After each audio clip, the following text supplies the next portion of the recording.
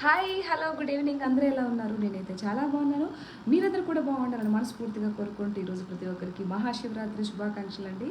So ఈరోజు మా ఇంట్లో అయితే నేను శివరాత్రి శివుడికి ఎలా పూజ చేశానో చూపిస్తాను చూడండి ఒకసారి. సో మంచిగా పూలు తీసుకొని వచ్చి దేవుళ్ళకంతా అలంకరించాను. అండ్ ఏమిగో మా శివయ్య ఎంత చక్కగా ఉన్నాడో చూడండి. సో మీకు కనిపించకపోవచ్చు.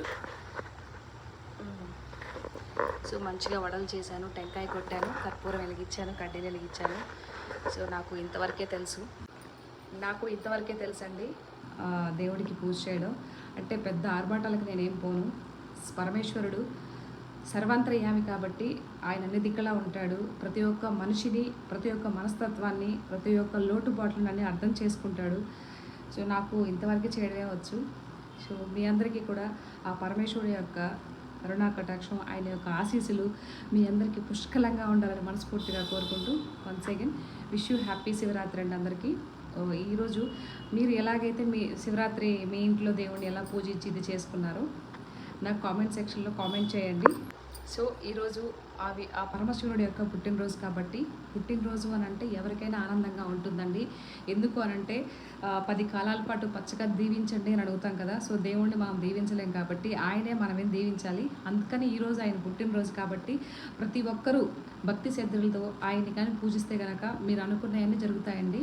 కాబట్టి సో పరమేశ్వరుని మంచిగా పూజ చేసుకొని మీకు తగిన స్థాయిలోనే మీ యొక్క ఇదిలోనే మనసు నిమగ్నం చేసి దేవుణ్ణి ఒక్క నిమిషం పాటు పవిత్రంగా పూజించండి అని మీ అందరికి చెప్తున్నాను. అఫ్కోర్స్ మీ అందరికీ తెలిసిందే, తెలియకుండా ఎవరికి లేదు, బట్ చెప్తున్నానండి.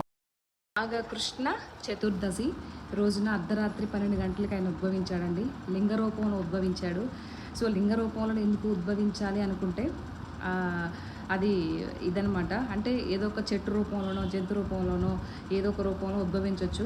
కానీ సమస్త లోకాలకు నేనేనండి. ప్రతి ఒక్క మనిషిలోనూ, చెట్టులోనూ, పుట్టలోనూ, జంతువులో నేనే ఉంటాను, నిమగ్నమై ఉంటాను.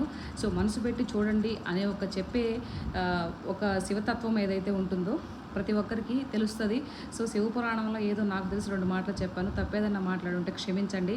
సో లింగ రూపం అనేది చాలా పవిత్రమైనదండి. అందుకని ఆయన అందులో ఉద్భవించాడు. సో మీకు తెలిసిన ఇదిలో ఏమైనా ఉంటే కూడా నా కామెంట్ సెక్షన్లో కామెంట్ చేయండి, ఓకేనా? హరహర మహాదేవ, శంభో శంకర. సో పరమేశ్వరుడు యొక్క కరుణ కటాక్షాలు మీ అందరి మీద పుష్కలంగా ఉండాలని ఈరోజు చాలా పవిత్రమైన రోజు. సో మీరందరూ కూడా దేవుడికి మొక్కుకొని ఆయనకి సమర్పించాల్సిన అన్ని సమర్పించి జాగ్రత్తగా దేవుడిని పూజ చేయండి, ఓకేనా? మన ఛానల్ నచ్చితే సబ్స్క్రైబ్ చేయండి, లైక్ చేయండి, షేర్ చేయండి, కామెంట్ చేయండి, ఓకేనా? Thank you so much. ఓం నమః శివాయ.